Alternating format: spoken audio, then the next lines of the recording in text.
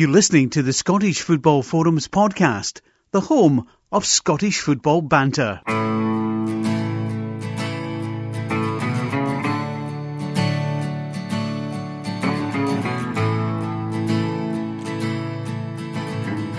Hello and welcome to the latest episode of the Scottish Football Forums podcast. I'm John. No cheesy intro this time as we reflect on the Nations League draw that saw Scotland put in League B1 with Switzerland, Slovenia and North Macedonia. It's a four-man panel as I'm joined firstly by SFF podcast number one Tartan Irish spokesman Daris and Krys. Daris, how you doing, mate? Yeah, I'm doing well, John. How are you getting on, mate? Oh, well. Aye, all good my end. Excited with having Scotland this year. And also joining us is one half of the recent Cammy's football podcast, Cam and Taunts. How you doing, Cammy? I'm good. How are you? Aye, good. Thanks for coming on. It's a pleasure to have you on the podcast. I think this is your third appearance? Yep. Good. Well, guess I've done my research somewhere. And finally being brought forward from his behind-the-scenes work, a man with interest in three nations across League B, but his heart is with the Scots. It's technical director Chris Kajaba. How you doing, boss? I'm good, John. No, you're good, John. Are we still doing that joke? Oh, because, well, it's only me. So Only John. Aye. Lone John. Let's say. But aye. Let's get into it. So, as I mentioned in the intro, so the Nations League B, the whole Nations League was drawn today. Almost, I think a lot of people could be forgiven for forgetting this was coming up with everything that's been going on with the World Cup. We've got that to come up, and Nations League, of course, doesn't come up to September. But with the draw today, it gives us something to look forward to in the second half of the year. And we've been put in with Switzerland came out of pot 2, Scotland were a pot 1 team, Slovenia from pot 3, North Macedonia from pot 4. So, immediate thoughts, starting with you, Daris. What's your immediate thoughts in the draw? Yeah, I would say it's quite a tough group. When you're looking at the what we could have gotten, but we didn't get. I think Switzerland from pot 2 is definitely probably the toughest team from pot 2.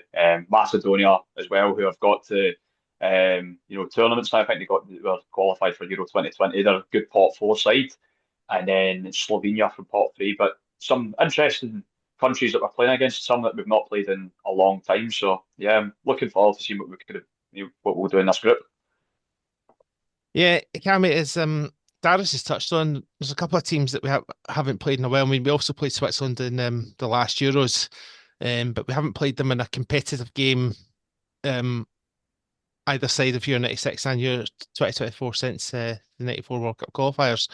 Slovenia we last played in 2017, and North Macedonia we haven't played since 2013 when they were just Macedonia.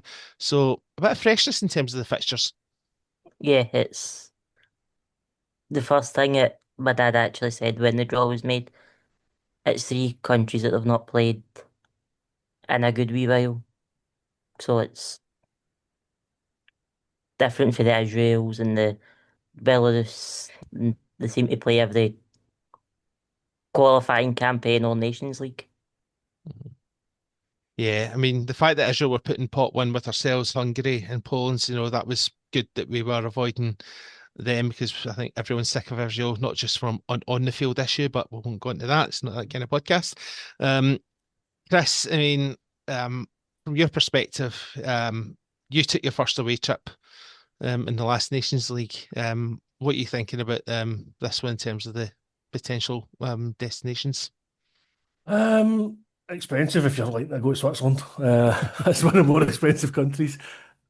I mean, North Macedonia, I'll pick you up on this one. It's the former Yugoslav Republic of Macedonia. They weren't allowed to be called just Macedonia. The Greeks objected. The Greeks still object to that, but they agreed to, that's how they changed the name to North Macedonia. That was agreed by both countries. So, yeah, political. We can't avoid politics when it comes to the countries playing each other. That's just, at least that one's sorted. What you say, Macedonia's an interesting one. Sorry, North Macedonia. I go to that. North Macedonia's an interesting one. They have been qualifying for things lately as well, so it's going to be tough. And what was it? Our record there wasn't. It was okay. It wasn't great from what I remember. And Slovenia, I always mix them up with Slovakia because the names are similar. I thought we played them in the Nations League recently, but it's Slovakia we played that the last time. Was it the last time we were in B? Or was it the time before? Was the time before? It was the time before, yeah, because The one Slovakia we were never actually won. relegated from that section. Yeah. So, aye. I remember Slovenia. It was either a Euros or a World Cup. About 20 years ago now or something like that. Being like the kind of the white with the green trim. And they were decent. Like there was one player whose name I can't remember right now. I am terrible at this. Slovenia qualified for something. They were entertaining in that, and there was one player stuck at Was it front. Zlatko Zajovic at Euro 2000? That's the one. There we go. 26 years ago. There you go. Even further back than I thought. So I've got to use that as my excuse for my memory so bad. Aye, they were good then.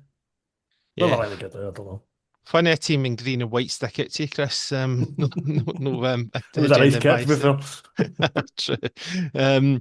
Yeah, so in terms of the our group, I mean, when we look at these scenarios, we always think of what's the best case scenario, what's the worst case scenario, and 9 times out of 10, it's always ends up somewhere in between. And looking at the other groups, Cammy, is any group in particular that you think, thank God that we didn't get that one? Poland's group. Bosnia, Romania, and Sweden. Probably the 4 best teams in League B. All in the one group. Don't know how they've managed that, but it's quite impressive. Well, part of how that was how that came about was because Sweden actually came out third of the pot 4 teams, but because Kosovo are not allowed to be paired with Bosnia and Herzegovina, Sweden automatically fell into Group B4, which is interesting. So, and looking at some, yeah, exactly. Can't avoid it. You try to avoid politics, and it just comes up. It's always difficult. And Chris, we mentioned that there was 3 other nations that you've got interest in 3 nations in this League B, as it turned out. Cammy's just also mentioned Poland, but Republic of Ireland and with Israel, Austria, and Kosovo. Are you pleased that Scotland avoided that? And also, do you think Ireland can come through? I mean, had Scotland, because we were the same pot as Israel, had Scotland were into that group with Austria, Ireland, and Kosovo, that might have been interesting. I know we obviously had Ireland the last time we were in Group B. There was that really bad defeat we had over there, but because we beat Mohammedan, and that helped us qualify at that group. So there might have been a bit of interest there. Have Scotland ever played Kosovo? I don't think we have. No. So that would have been I've never interesting. played them. Yeah, so Austria is a bit kind of quite familiar the last couple of years, and then that would have been good to get a brand new team. But I think I'd still prefer the group we're in right now, just for variance. It's going to be tough. I mean, I think that's the good thing about the Nations League is it has now that it's run for about 4 or 5 occasions now. It's kind of evened itself out so that all the League A teams are the League A teams you'd expect. All the League B teams are the League B teams you'd expect. We're all much of muchness. So had we got Poland's group, it wouldn't have been that much more difficult than the group we're in at the moment. It probably would have been a bit more difficult, but not overly. It's not like you're looking at it going, oh, we've got the World Cup winners, we've got the World Cup runners-up, we've got the World Cup quarter-finalists, the kind of thing we used to get in the Euro qualifying. Is that Euro 2008? I think it was. That was a brutal group. But yeah, that's to me. So it would have been hard to get an easy group. It would have been hard to get a hard group in this at this point because we are all much of muchness. So yeah, that's definitely fair. And Daris, in terms of B2, that's got Hungary, Ukraine, Georgia, Northern Ireland. Now, if we were there instead of Hungary, obviously, you've immediately got PTSD from Ukraine, the World Cup playoff, Georgia from campaigns gone by, and Northern Ireland from that last friendly. Although we haven't played Northern Ireland away from home since 1984, which was the British Championship.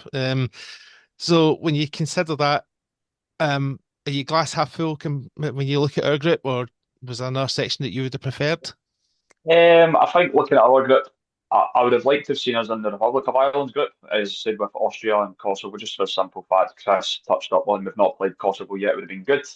But the Northern Ireland's group as well, it would have been like we would have had Ukraine and Georgia. Yeah, I wouldn't have wanted that group. We've played them quite recently. So it's good that we've got like teams that countries that we've not played in a long time. So I'm happy with the group, but it is a tough group when you're looking at it on paper, I'd say. Yeah, so let's have a quick look at our head-to-head record against these three teams. So first of all, we'll start with the Swiss. I might as well crack Aaron's joke about their flag. It's a big plus. So in terms of obviously they're the team we've played the most. We've played them in 17 occasions. We've won 8 of them. We've drawn 4 and lost 5. As I mentioned, the last meeting was at Euro 2024, where it was a 1-1 draw. Great goal by Shaqiri, have to say, after a great assist by Anthony Ralston. Krys, fair to say. Do you have when you look back at that last Euros game against them, I feel as though Scotland could have went for it a wee bit more, but because 3 teams could still go through, we were almost hell-bent in settling for a point. Do you think that was a missed opportunity, and there's almost a feel that a wrong to be righted in this one? Yeah, I would think so. I think I said it at the time as well. That was a missed opportunity. That it was good that we got a point and we were still in it, but that was 3 points begging to be taken. Even if you leave aside that Wilson's great pass, we were the better team. We could have won that game and we didn't because we just weren't brave enough. So I would like to see us do better against the Swiss. The Swiss always feel like a team who just you think they must be getting to the point that their stars are going to drop off of old age, but they still haven't quite done it yet. And I feel like they've been that for about 10 years now. Like Shaqiri's been around forever. The only guy older than him is Modric at this point. Is Modric ever going to retire? Yeah, well, you think that the World Cup would be it for Modric. We don't know where ourselves with Croatia. Daris, Slovenia, another nation we've not played too often. There's been 2 World Cup qualifiers that we played them in World Cup 2004 qualifiers, a 0-0, and then a 3-0 away from home against them, where you saw 3 amazing goals in the one game by Dan Fletcher, James McFadden, and Paul Hartley.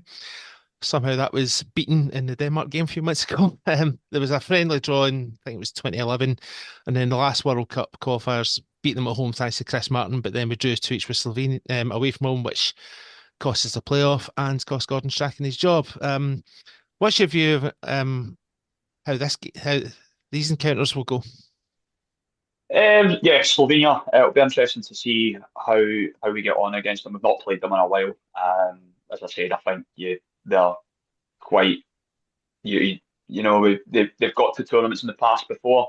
I don't think too much recently they've done too well. I think they failed to qualify for the last few tournaments, but I still expect it to be. I would say out of the group, it would be the country that you should be getting points from. I'd say. I think they're not quite the Slovenia that they've got from the World Cup 2010 when they qualified from South Africa, and I think they gave England a good game as well. So it's yeah, it'll be interesting to see how that the 2 games against Slovenia go. I think that Scotland should take points against Slovenia compared to we've got Switzerland and Macedonia, which I would say in our group are the more tougher countries to play against.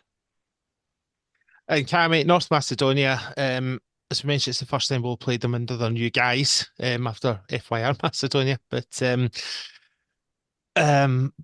our record against them is played 4-1, 2 drawn, 1 lost. One we lost the very first time, obviously under George Burley, when somehow we played outstanding in the second half but couldn't score.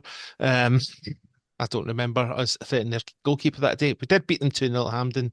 I was in World Cup 2010 qualifying, and then in 2013 qualifying, we drew 1 each at Hampden. Lucky to get away with a draw, but then we beat them away thanks to a Sean Maloney goal after Ketchani opened the scoring. They're not the mugs they used to be, but they don't have Pandev anymore. But recently they did beat Italy in World Cup playoff before eventually missing out. But again, is this a side that you would expect 4 or 6 points from? Looking at their squad, there's only really 1, maybe 2 players that I actually heard of before.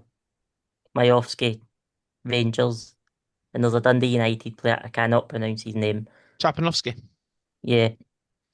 He plays for Macedonia as well, so it'll be interesting. We've not played them in ages, so you don't really know what how Scotland will play against them, and I don't really know. But it'll be very, very interesting. Yeah. And in terms of possible away trips, I mean, Chris obviously mentioned that Switzerland will be expensive. It'll be interesting to see where that'll get played because it could be in Basel, it could be in Bern, it could be Geneva. There's some good stadiums out there from what you'd have seen from Euro 2008, certainly. Skopje at North Macedonia. I mean, that's a pretty impressive arena. I think that was on the shortlist for Euro 2020, but I can't remember if that was used or it was certainly on the shortlist at one point. I know Azerbaijan was the one that got used back in Slovenia. You can imagine it being Ljubljana. I can't remember what that stadium looks like, but from a travel point of view, you can all come in this one. Daris, I know you'll have spent your mortgage in America by this point, so I don't know if there'll be anything in the funds for you coming back. But what trips would be the most appealing out of those three for you guys, if you could make it? Ljubljana, I think. Yeah. That's the most. I think. I mean, Skopje is maybe a nicer place to go at a different time of year. Like if you want to go somewhere warm, that would be the one to go to. But none of these games are going to take place at a warm time of year. But Skopje's got one of these sort of Central European capital city feels to it. So that's where I would go. But I mean, I would love to go to Switzerland, but it's immediately after World Cup, where everybody's mortgaging everyone, no chance. Yeah, Switzerland. About Switzerland will be the one I'm avoiding. I'd went to the Liechtenstein game because Liechtenstein hasn't got an airport. You've got to fly into Switzerland, and yeah, it's just everything's so expensive there. But in terms of the three, I like out of the group for the away trips, it'd be yeah, Ljubljana looks good. But Skopje as well. It's meant to be quite a decent city. So either of them two, I'm happy. But Switzerland, yeah, oof, no. Oh, but you can if you could. If it's I played wheelchair football and there's a lot of it in Geneva, and a couple of the folk that I've played against, they've played in Geneva and they said it's brilliant for like wheelchairs and stuff like that. So probably Geneva is the most expensive one out with a lot of them, but I'm not going to America, so I'll have the funds there somewhere. Oh, you can have your second mortgage for a trip to Switzerland. Yeah, well, it'll be interesting to see what numbers that we take. No doubt there'll be big numbers regardless. So obviously, in fact, I'm going to bring up this question that Donald brought up in the group chat. So bear with me, live audio here. So yeah, Donald says he doesn't give two monkeys about international football. He's more interested in curbing twiddlywinks. And he says, is he right in saying because is he right in saying that it's in Scotland's best interest not to qualify this group to Group A, or is he wrong? Because obviously, if we'd stayed in Group A in League A, we'd have more or less been guaranteed a playoff spot because of the way the seasons work. But obviously, next time it would be the World Cup, which doesn't have the same effect. But surely we've got to be aiming for promotion regardless. I think what you're describing there is how it used to work, where it kind of cascaded down the leagues. But actually, in the last sort of couple of things they've done it, they've done it so it's group winners. So if all the group winners in Group A are in the playoffs already or have qualified already, they switch to the group winners of Group B, and then they switch to even Group C or League C and League D. So that would make sense because it's technically harder to qualify for a World Cup than it is to qualify for the Euros. You want to be in the more winnable group just before a World Cup comes around rather than just before a Euros come around. So from that perspective, I think Donald's right. This is we're in the wrong sort of side of it. So if we were bouncing between A and B all the time, we'd be bouncing the wrong way. We kind of made a mess of this when we get stuck in Group B for a second successive one because we were in the right phase at that point. But I think it's especially weird this one because it's the winners of the groups are going to be guaranteed a playoff spot for Euro 2028. We might already be guaranteed one anyway, depending on who qualifies, because we're one of the host nations. So I think what UEFA said was they'll give two spots to the non-qualifying home nations that don't make it. But if they all four of them qualify, I think they just give more of the playoff spaces to the the Nations League. So I don't think it's going to make too much difference to us this time round, because if we win the group, then we're guaranteed a playoff spot. We're kind of going to get anyway. Because the chances of is it all, what have they decided with the Euros, by the way? Is it all five or all four? Because Northern Ireland don't host it anymore technically. As far as I know, it's just the four now because Northern Ireland are no longer part of it. Yeah, so the worst they're going to do is give two spaces. The worst that can happen there is two of the four will go into a playoff spot and there'll still be two left. You're not going to be in a position for a Euros where there's 24 teams qualifying, where Scotland, Wales, England, and Republic of Ireland have all not qualified. The chances that England will get the easiest group, well, they always get. We're doing pretty well in qualifying these days, and long may that continue. The Welsh seem to be doing pretty well at qualifying things these days as well. So yeah, it's anywhere between one and all four, really. They could qualify it, and then there'd just be more playoff spaces. So go back to the point. Yes, I agree with Donald on this one. That it would be better if we were in League B next time because it would help us in the World Cup qualifying. I thought you were going to come in there, Daris. I was going to say about the qualifying spots as well. Like I know England have came out and said that they wanted to just qualify manually. So I know they've you've got the two spots out the four. They've came out. I think they've wanted to say no, we want to just qualify automatically. So I don't know how that's going to work, but they'll probably qualify anyway because you've got your other qualifying route that will begin next year. I'm sure. Yep. So yeah. So I was always just going to say, I know it one in the nations. I think they'll be fine. They'll get their usual draw against the likes of Narnia, Lapland, and I'll never forget that sketch, Melchester Rovers and Me, My Mum. Yes. That's a timeless sketch, that one. But yeah, as we need to discuss, obviously the aim is, regardless of playoff situation, we want to try and win this group and get back to League A and play some of the best nations if we can. What chance would you guys give us of winning that group and securing the playoff spot to bank for your 2028? Starting with you, Cammy. Fairly. I think the hardest one will be probably Switzerland because they're all old, but they're still good somehow. But as long as they can beat them or get something away in Switzerland, I think they'll be fine. So I think they'll finish top two in the group. Yeah, let's not forget second place actually gets a playoff to get promoted to League A. But Scotland playoffs don't always work out. I think that happens both ways as well. Because if we finish third, we're in a playoff with a Group C runner up or something.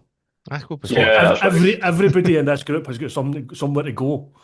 Yeah, that's right. Yep, yeah. Third is against League C. Yeah, but let's think positive. Top two, Chris.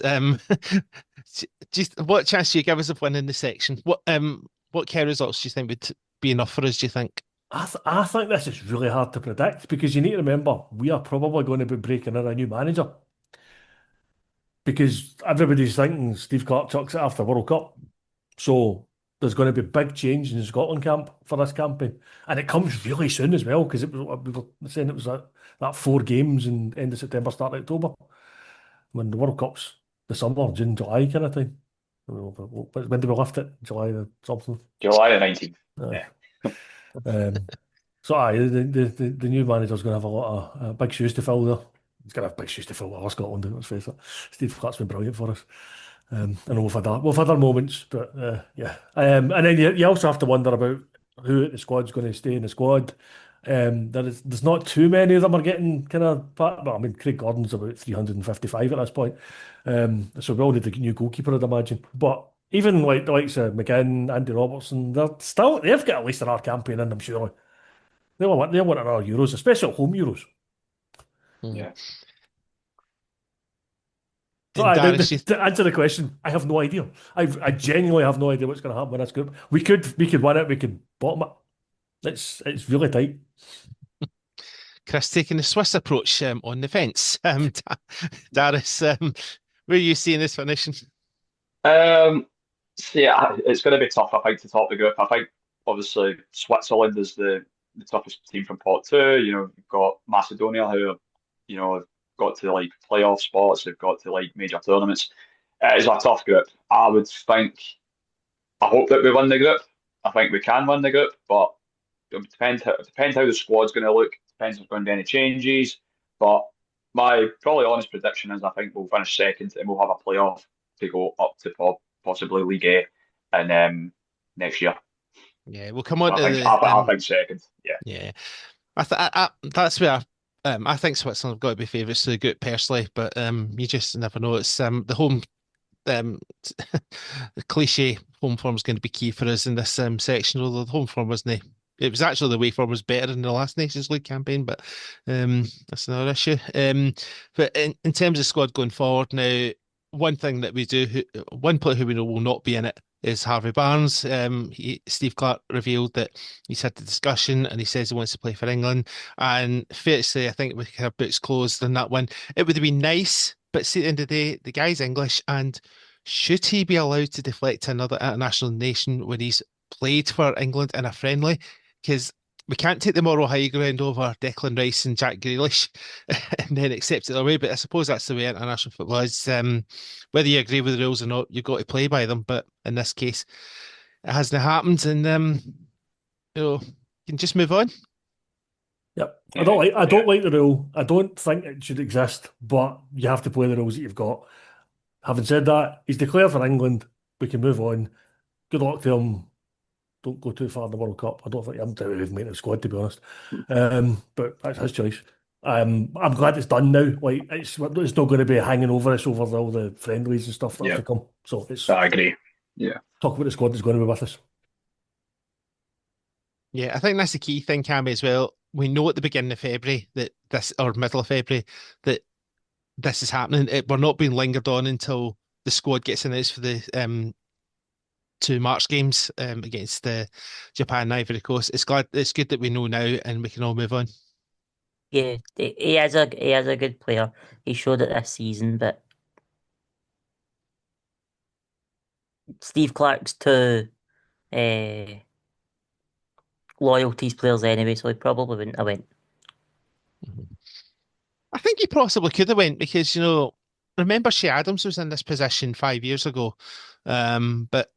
And Harvey Barnes is in a position where, we could do another because we don't know what Ben Dolt's fitness is going to be like and things like that. But there's other position that we do need as well. So if there's another goalkeeper in that situation, that would be handy. But we'll wait and see. And as Steve Clarke was obviously at the draw today. Now his contract's up at the end of the World Cup. There's still debate as to whether he'll stay on or not. I've been saying for a while that I think the World Cup's a good time for him to go on a high, regardless how we do at the World Cup. He's got to 3 out of 4 tournaments. But with this being technically a home nations Euros, if we qualify, that might be enough carrot for Steve Clarke to say have one more. And also, because it's going to be so important for us to qualify for these Euros, would it be better having Steve Clarke in for another 2 years, or should we be bringing in a new manager to start the process of rebuilding now? Because there is going to need to be some kind of rebuilding on a gradual level because of the ages of some of the players, as Chris has discussed. Daris, you can come first. Yeah, I would say my opinion is I would say this is the best time after the World Cup, Clarke to say his goodbyes. He's done really well. He's got us to a World Cup. He's got us to 2 major Euros. So I think he can take us as far as he could. He's done absolutely brilliant to get us to a World Cup first since '98. In terms of going forward as a manager, like it would be an interesting approach what the SFA go with. Do we go the international route, or do we just stick with a Scottish manager that's maybe been doing well? So I would say my opinion is I would say a fresh approach for the Nations League for that campaign and for Euro 2028 and World Cup 2030. As I said, I think we need a rebuilding process after this World Cup. I think the likes of your McGinns, Robertsons are coming into their 30s now. We need got some new players coming through. So would like to see a fresh approach for sure. But yeah, I think just to follow on for that, like I said earlier, I think there's most of the older ones still have another campaign in them. I would rather see a new manager come in now and gradually get that new kind of get their uh, replacements in and through the sort of the Euros qualifying so that they're ready to hit the ground running for World Cup yeah, 2030 qualifying, uh, rather than try and get all that changed after Euro 2028 along with the manager and half the playing squad. That sounds more brutal than what we could do now. So, and I think coupled with the fact that I don't think Steve Clarke will have too much more to achieve after this anyway. He's either yeah, going to have taken us to the first World Cup in 28 and dumped us out of the group stage again anyway, in which case he's still taking us to 3 or 4 tournaments. It's pretty good. Or he's going to have taken us beyond the group stage for the first time in our history, in which case, what else is there to do? mhm, yeah.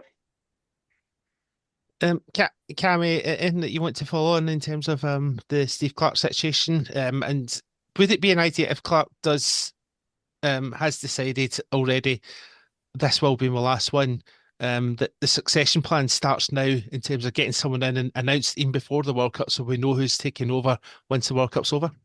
Yeah, so I think it gives you, what, a year before the actual qualifying campaigns actually start to for the managers to get his ideas across and maybe integrate some of the under 21s players like your Watsons, your can't remember any other players into the senior squad. I think the World Cup squad you maybe see a couple of the under 21s players go away with them just for experience for them. And I think they'll be the ones that are ready for the first team and whoever the new manager is to take them on for Steve Clarke. And if we're obviously looking at a transition of players getting into the next campaign, because let's be honest, the likes of McGinn, Robertson, Hanley will likely be starters in this World Cup. But going forward, what kind of who do you see stepping up and coming into the first team come these Nations League qualifiers? I can see either Lennon Miller or David Watson, or potentially both, maybe not starters for both of them, but at least one of them maybe coming in. And the young player that plays with Man City, I can't remember his name, but he was scoring goals for fun for the under 21s the last couple of under 21s windows. So, and they need a striker. If Shanklin's not going to be fit, I think he will be, but they need another striker. Yeah. Ideally, you want Kieran Bowie to kick on in the next Yeah. few months when he's in big move to Italy. Because if he can come back after those few months, the World Cup might be too much to ask for him, but even if he's heading towards that kind of level and he's doing well over there, then maybe we want to see him become more of a first choice. I still think he works better than a two, but maybe the new manager would prefer two up front, who knows? But it's between him and Nesbitt, that's your kind of big hopes for, no Nesbitt, Wilson, James Wilson, at Hearts. Nesbitt shouldn't be near the squad anymore. He's only 28. That's burst wise. He should be in the prime. Like he should be a prime striker at the moment, and he's just not. So yeah, you're looking at Bowie and Wilson. Obviously, Yeah. the the English clubs were sniffing at Wilson in the January transfer window. I suppose they did go to and end up, wasn't it? Yeah. Yeah. So and then he's got a new manager to deal with already. But hopefully that doesn't derail him.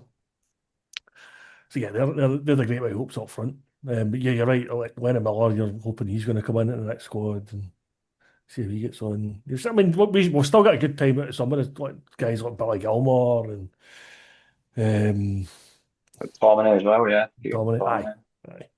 aye. I was thinking of sort of the 23, 24-year-old kind of age. Doig being the other one, obviously, Mm. as well as Doak.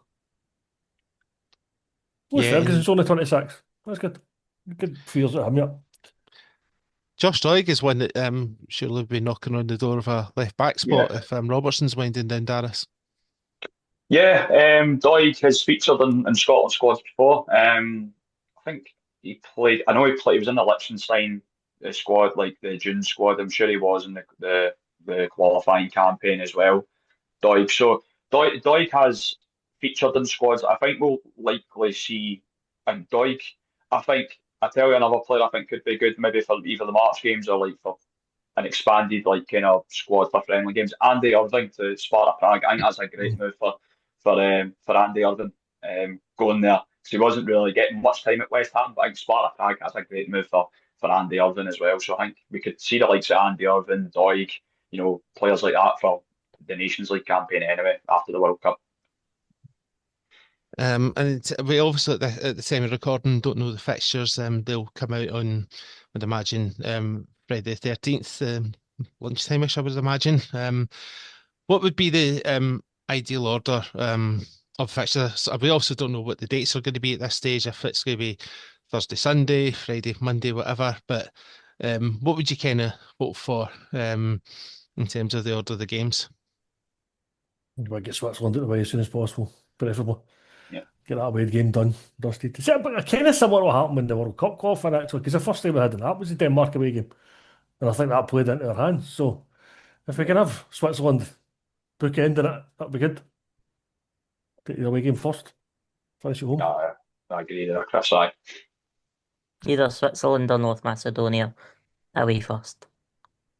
I don't know if you want North Macedonia in middle of September, because although it won't be as warm as it is mid-July, it'll still be very hot, especially if it's an early kickoff. And look what happened the last time. And I think Scotland decided to go out just the night before, which was a bonkers move, giving themselves no time to acclimatise. But I think they've learned a bit since then. They've got more money in the bank to make a better trip of it this time. And finally, just to wrap up, exciting 2026 ahead for Scotland men's national team with the World Cup and now this Nations League B. Just sum up all three of you, your moods ahead of it. Starting with you, Cammy. Cannot wait for the summer. The World Cup. This is obviously my first World Cup. I just cannot wait for it. Obviously, the excitement of being there when they qualified as well, that probably makes it a wee bit more exciting the way they qualified at home. And Daris, So I was just, on that note, I was delighted to be when that Denmark game will love me forever. I would quite like it if the SFA would maybe price this a bit better this time. Because I'm assuming this is now going to lump in the 3 home games with the 2 friendlies. That's why they've been waiting and holding back in the 5-match package to see who we got. There's no glamour games in there when you include, is it Japan and Curacao? Curacao, yeah. Yep. There's no glamour games. We should be spending 40 quid a game for them. Get the price down a bit. 100%, yeah. Well, let's hope they've learned. I mean, because I know the prices went up for the Nations League A, but we're not playing the big names, as you say, Chris. We're in League B now. We never even played the big names in League A last we were there either. Yeah, that was quite a good group we got last time. I mean, there was none of those games in the last Nations League where we were embarrassed. We took the lead against like just about everybody. Yeah. In fact, we took the lead against Portugal as well. We beat the other two. So even in the home games, it was just like it was a bad start against Poland. Aye. Yeah, let's not go there about that Poland game. Daris, obviously you're on every nation media outlet available. Talk about the hotels you booked, etc. But just sum up your moods in terms of getting out to America once it's paid for by 20 credit cards or whatever. It's just a bucket list moment. It's a once in a lifetime opportunity. It's my first World Cup, so the last time we qualified was in '98, so I hadn't been born then, so sorry to make you feel old. But I'm absolutely delighted to be going out to America. I'm absolutely buzzing for it. And I genuinely think, with the way the fixtures are, I think with Haiti being first, if we can get off to a win, get off to a good start, and with it being expanded up to 48 teams, some third place teams qualify, we could do it. We could end up getting out of the group, but No, absolutely buzzing to get out to America, out to Boston especially, and just not so like just socializing with people from different countries as well. The fan zones are going to be amazing. The just the whole experience. It's just going to be great memories to tell. Years down the line. So absolutely buzzing. And Chris, I think like me, you were not quite of legal drinking age when we were last at the World Cup. Um, so we're both in our 40s and can legally drink at this one, but not that that's important. But it just sums up the excitement. We wouldn't have guessed in '98 that it would take 20 years to get back to it. I mean, and we've also had some of the preview podcasts so far, and more of them will keep coming over the next couple of months. It's just an exciting time for this year. We were used to us being there. Like '94 was the oddity. So yeah, like you, we remember 1990 as well. So I'm not as excited about finishing third as Daris is, because I remember finishing third in 1990, and we were one of the two teams that missed it along with Austria. So yeah, I would never have imagined after the '98 defeat to Morocco that was going to be 28 years before I chase in another World Cup game. So I am, like everybody else, I'm buzzing for it. I will set my alarm for 2 a.m. because I'll go to sleep earlier. I won't be in America for the games, so I'll be home watching it on telly. Haiti, here we come. So 2 a.m. the 14th of June, it's circled in a calendar. Yeah, I think it's going to be. I think it's going to be alarm set for 1:30. Start watching the game at 2 o'clock, and then for the other ones, probably naps in the day before those games. But hey, I see that. This see John Swinney. Can we get this the public holiday changed to after the third game instead of after the first game? Because I can deal with those two. I don't want to be staying up till 1 in the morning to watch us beat Brazil, qualify for the last 32, and then have to go to work like about 3 years after. It's not fair. It would have made more sense, but hey, someone's got to do what they've got to do to try and keep hold of their government for the next election. But anyway, we still bring bloody politics into football, no matter how much we try to avoid it. Listen, Krys, Cammy, Daris, thank you very much for your time, and thank you to everyone else for tuning into SFF Podcast, our reflections on the Nations League draw. Exciting 2026 ahead, more content coming from this podcast, but for now, happy football.